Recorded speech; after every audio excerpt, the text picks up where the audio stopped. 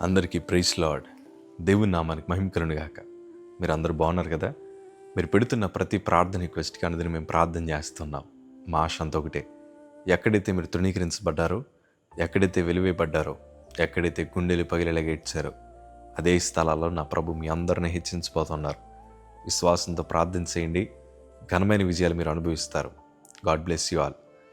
ఈరోజు ఈ వీడియో చూస్తున్న మీలో చాలామంది మనుషుల మాటలు విని, మనుషులతో సహవాసం చేసి, వారు మంచోళ్ళు వీరు మంచోళ్ళని వారిని నమ్మి మోసపోయి ఈరోజు ఎన్నో శోధనల మధ్యన, శ్రమల మధ్యన మిగిలిపోయారు. ఎందుకంటే దుష్ట సాంగత్యము మంచి నడవడికను చెడపడమే కాదు, వారి జీవితాన్ని సర్వనాశనం చేస్తుంది. ఈరోజు నన్ను క్షమించండి మాట అన్నందుకు.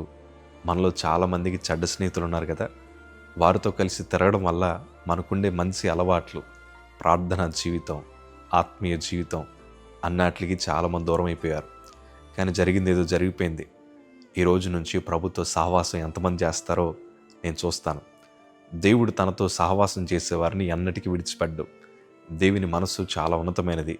ఈరోజు మనకుండే శ్రమల శోధనల వల్ల వారు ఏదో మనకి మంచి చేస్తారని బహుశా మనం వారి దగ్గరికి వెళ్ళుంటామేమో.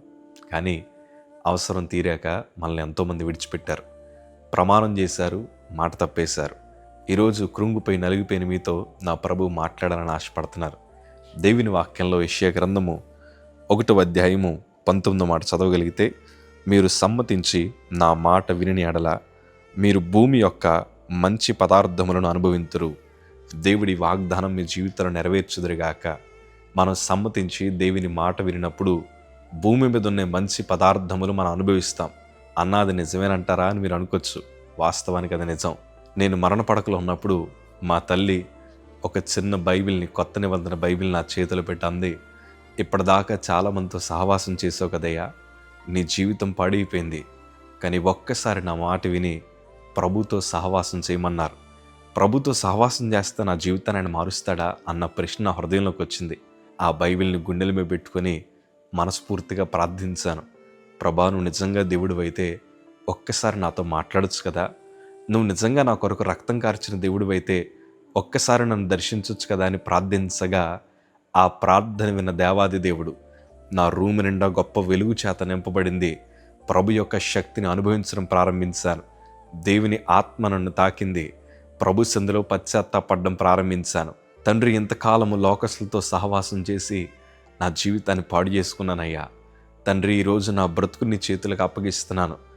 లోకస్తులతో ఎవరితో సహవాసం చేయను ప్రభా, నన్ను క్షమించని ప్రభు పాదాలు పట్టుకొని ఎప్పుడైతే దేవుని చేతులు పట్టుకోవడానికి ప్రయత్నం చేశానో, ఆయన నన్ను ఊబులోంచి బయటికి లాగినట్లు శోధన, శ్రమ, వ్యాధి మధ్యలోండి దేవుడు నన్ను పైకి తీసుకొచ్చి ఈరోజు ఈ స్థానంలో ప్రభు కూర్చోబెట్టాడు.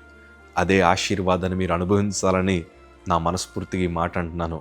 మనము సమ్మతించి హృదయపూర్వకంగా, ప్రభా, నా జీవితాన్ని నీకు ఇస్తున్నాను, నా చేయి నీ చేతిలో పెడుతున్నానయ్యా, నీ ఇష్టం ప్రభా, ఏ మార్గంలో నడిపించినా పర్వాలేదయ్యా, నీ మాట మాత్రమే నేను వింటాను, నీతో మాత్రమే సహవాసం చేస్తాను, నీతోనే ఉంటాం ప్రభా అని మనం ఎప్పుడైతే మన జీవితాన్ని ప్రభు చేతిలో పెడతామో, నేను అంటాను, మంచి పదార్థములను, మంచి ఆశీర్వాదములు మనం అనుభవించడం ప్రారంభిస్తాం. ఈరోజు నా 2 చేతులు జోడించి చెప్తున్నాను, మీరందరూ బాగుండాలి, మీరందరూ ఆశీర్వదించబడాలి. మీ కన్నీటిని నా ప్రభు నాట్యముగా మారుస్తాడు. ఓడిపోయిన చోటే నా ప్రభు మీకు గొప్ప విజయాలు దేవుడు దయచేస్తారు. కానీ ఒకటి, లోకస్తులతో సహవాసం చేయకండి. లోకస్తుల వలె బ్రతకొద్దు. మనం వాటన్నిటిని విడిచిపెడదాం, ప్రభుతో సహవాసం చేద్దాం. అనేక మంది మధ్యన ఆదర్శవంతమైన జీవితాన్ని జీవిద్దాం. పడిన చోటే ఘనమైన విజయాలు అనుభవిద్దాం. దేవుడు అట్టి కృప మీ అందరికీ దయచేయబోతున్నారు. God bless you.